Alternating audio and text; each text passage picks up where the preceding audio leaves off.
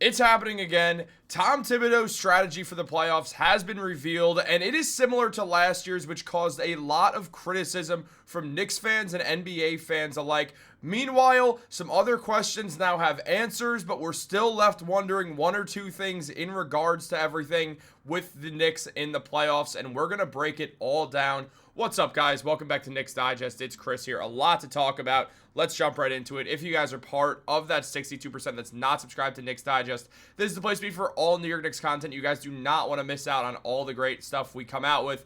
2 videos every single day the Knicks do not play, and 1 video when the Knicks do play. But let's jump into it. We have a lot to discuss because Tom Thibodeau is going back to his strategy from last playoffs that left him with a lot of criticism from both New York Knicks fans and NBA fans alike, who did not believe that his strategy was sustainable or would lead to long-term playoff success. And also, most importantly, began the minutes police conversation within New York Knicks fans. Now, I've been critical of the minutes that Tom Thibodeau was playing his guys throughout the regular season. I thought it was problematic that he was running an 8-man rotation for a good portion of this NBA season, but he did start to stretch the rotation out as time went on throughout the year. Still, guys played a lot of heavy minutes, but it wasn't as much as it once was when the season came to an end. Jalen Brunson and Karl-Anthony Towns, the 2 stars of the team, actually played fairly average to a little bit below average minutes for NBA stars, so that was something interesting.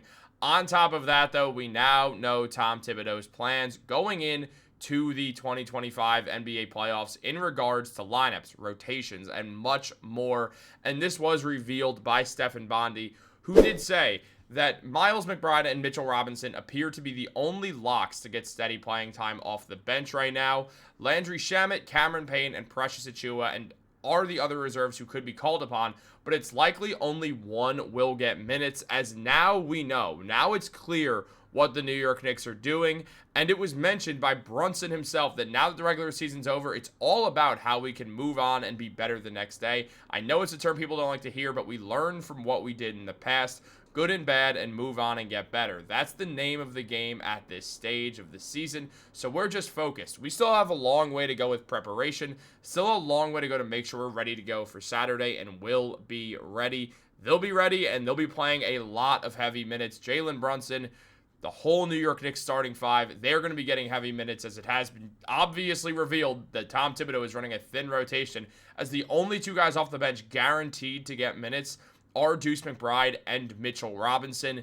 This is certainly going to have some Knicks fans worried, as they're going to be running a 7 to an 8-man rotation coming out of the gate against the Detroit Pistons, which definitely is pretty surprising. Now, when talking about the other 3 guys who could get minutes, I think it's pretty clear that Landry Shamet should be the guy to get those minutes. As you look at his numbers, and he put up around 18 and a half minutes per game in these 28 games since the All-Star break. He's averaged 7.6 points per game, shooting 42.5% from 3 and 46% from the field. Meanwhile, his last 10 games, he put up 12 points in 22.5 minutes, meaning his minutes are increasing, getting 49% from the field and 48% or 49% from 3 as well, with a true shooting of 70%. Landry Shamet has been on fire right now, and the Knicks, they need an 8th man. They cannot run a 7-man rotation, so Shamet's your guy to go to. You could look at Cameron Payne since the All-Star break, putting up 6 points, shooting around 35% from the field and 34% from 3. Look, obviously he's got a positive impact, but Landry Shamet's been playing better on top of that. Precious Achiuwa and Mitchell Robinson being 2 of your 3 bench guys does not make a ton of sense. Achiuwa, since the All-Star break, appeared in 24 games, played 18 and a half minutes, putting up 5 rebounds along with 6 points per game and shooting 44% from the field. It's got to be Landry Shamet at this point, but a lot of Knicks fans are not worried about who that 8th man is. A lot of Knicks fans are worried about why it's just an 8th man, if it's an 8th man, because where things stand right now, it is clear that Tom Thibodeau is running a thin rotation for the New York Knicks. He wants these starters playing heavily. We're going to see these guys playing a ton of minutes. Jalen Brunson, probably going to be somewhere around 40 minutes per game. Josh Hart's going to be over 40. Mikal Bridges is going to be over 40. OG Anunoby is going to be high 30s. Karl-Anthony Towns is probably going to be around 36, 37. Tom Thibodeau is about to play his starters like there is no tomorrow, and that is something that a lot of Knicks fans are rightfully concerned about. Now, taking a look at last playoffs, where things stood for the Knicks, they really did run an 8-man rotation most of the time. 10 guys got consistent minutes, but this was because of injuries. we saw Josh Hart play 42 minutes per game, and some of these games that weren't blowouts, he was playing 48 minutes. He just would not sit. We saw Jalen Brunson play 40 minutes a game. We saw OG Anunoby play 36 minutes per game, and those did take a dip. He was closer to 40. He was at 40, but he missed some time when he went down against the Indiana Pacers with that hamstring injury, missed the next few games, appeared in Game 7 for 5 minutes, and then came out of the game again, or 4 minutes, something like that, after scoring 5 quick points. But then that had an impact on his minutes. So there was 3 guys around that 40-minute mark. Meanwhile, Dante DiVincenzo was putting up around 36 minutes per game. Isaiah Hartenstein was playing 30. Deuce McBride was playing 26. Achua playing 20. But also Achua's minutes kind of varied a lot from basically no playing time to being a starter at points. When OG went down, Precious stepped in and started those 2 games. We saw Mitchell Robinson play 6 games where he was averaging 19 minutes a game, but then he had an injury that made him miss nearly the entirety of this season. And Bojan Bogdanovic played 4 games against the 76ers before going down with multiple injuries that made him miss all of this season. So we saw that happen. Alec Burks initially wasn't getting minutes, but then he started to and played really well, so the Knicks continued to give him more minutes as he performed very nicely for the Knicks. But it was mainly an 8-man rotation because of just there being a few injuries and on top of the way Tom Thibodeau was doing things. So OG was around 40 minutes per game as well, which was important. So the Knicks played around 3 guys at that 40-minute mark, and they're going to do that again. It's just obviously their team is different, and they're more top-heavy, so we could see 4 to 5 guys around 40 minutes. Look, where the Knicks stand right now, we are going to see them play heavy minutes. OG is going to still play in that 40 range as well.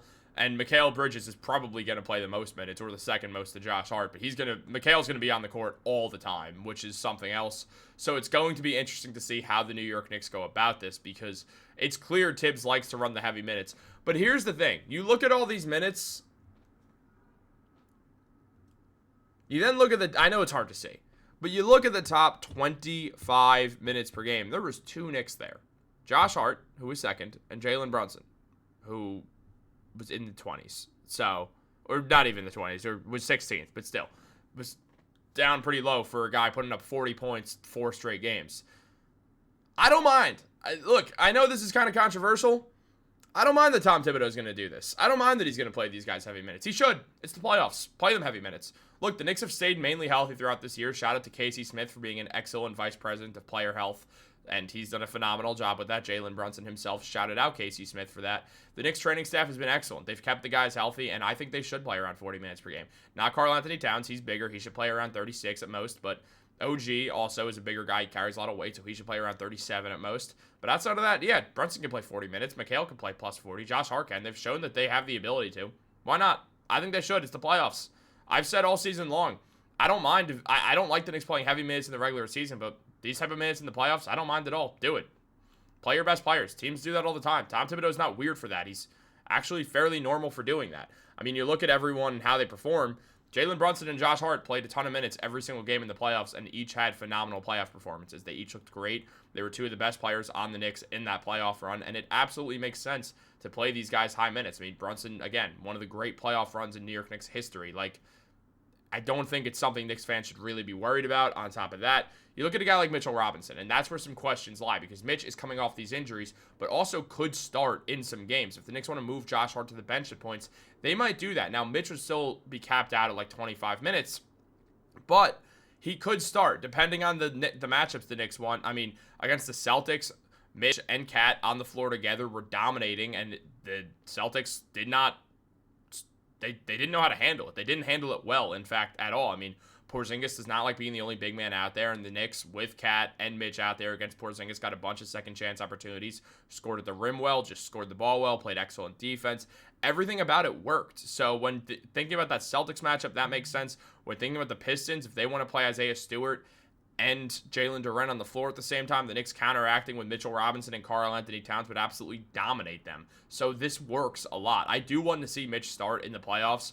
I think Josh Hart will start the first game, maybe the second game as well, see how things go. But Mitch could very quickly get inserted into the starting lineup.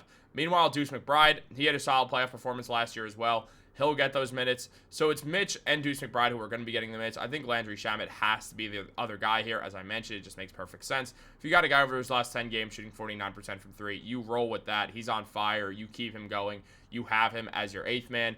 But let's look at the top 4 guys in minutes, because I think it's pretty clear to me who that's going to be, or at least the top 4 guys when it comes down to it. I could see OG Anunoby actually playing a bit less minutes, but at the same time he might not. But just taking a look at things, you look at Josh Hart, I imagine he's going to play the most minutes. We're just going to look at the top 3, honestly. Looking at Josh Hart, my guess is he's going to play the most minutes. He's averaging 13.5 points on the season with 10 rebounds and 6 assists. The real knock on his game is that he's shooting 33% from 3, but from the field he's shooting 52%. He's also getting 1.5 steals per game. He's been an excellent defender all season. He does all the dirty work, and last year in the playoffs he shot 40% from 3. So the Knicks and Tom Thibodeau are definitely going to hope that he can match that. On top of that, second in minutes, my guess is going to be Mikal Bridges, who's also going to be playing a little over 40 minutes per game, averaging 17.5 points, 3 rebounds, 4 assists per game, basically. Getting a steal per game, playing solid defense, shooting 50% from the field and 35% from 3. Now, if he's not hitting his shots, they will pull him. That's the same thing with Josh Hart if they want to go 5 out. But Mikal's going to be on a bit of a shorter leash, I'd imagine, because how much Tibbs loves Josh Hart. And then third in minutes, my guess is going to be it's Jalen Brunson. Brunson putting up 26 points per game this season as the best player on the Knicks, 7 assists per game as well, with 48% from the field and 38% from 3. Jalen Brunson's going to be playing around 40, 39 minutes per game. The other two are going to be plus 40, probably each around 42, 43 minutes per game. We know that Tibbs is going to go the minutes a bit heavier this playoffs than he did last one because the Knicks have a worse bench. However, I do see the bench playing pretty well. I think Landry Shamet's a good 8th man, and people are saying why you can't rely on Landry Shamet. We're not. We're relying on him to be a reliable 8th man. That's not that hard, especially with the way he's playing. He's been better than that. On top of that, Deuce has shown he's a solid 6th man, and Mitchell Robinson, if he comes off the bench, is great. If not, you could throw Josh Hart off the bench, stagger the minutes between Mitch and Cat from there on, and figure out a way so they won't get gassed out, especially when they're playing a combined 50-some-odd minutes. It's going to be fine. Guys, let me know what you think in the comments down below about all this. Should the Knicks be playing their guys heavy minutes? Who do you want to see in the Knicks rotation? Give me your Knicks rotation down below, starters and then bench. Like this video, subscribe, turn on post notifications. Have a great day, and go Knicks.